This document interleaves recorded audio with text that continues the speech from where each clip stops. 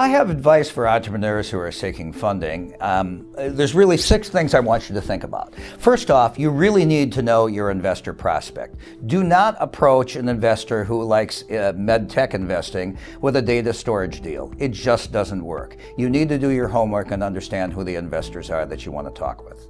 Secondly, you need to be able to tell your story in 2 different ways. In a 1-minute kind of, I'll call it an elevator pitch, and then a 10-minute process. And to support that, you need to have an executive summary of your business, which is maybe a 1-page document, and you need to have a PowerPoint presentation to accompany a presentation for about 10 minutes. And that PowerPoint presentation should not have a lot of words. You don't want to have your investors reading the page rather than listening to what you're talking to them about.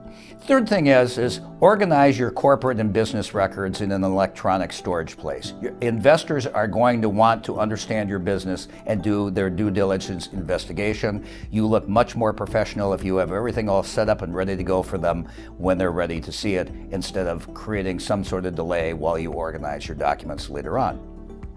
Fourth, I want you to recognize that fundraising is a full-time job on top of the business of starting your company.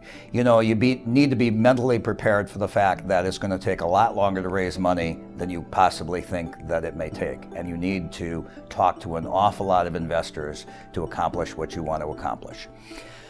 Fifth, I want you to think about leveraging your network to meet with investors. Warm introductions to investors are always the best way to do it, whether you're using lawyers like us, or you're using your accountants or other business advisors. That's the best way to get connected to investors.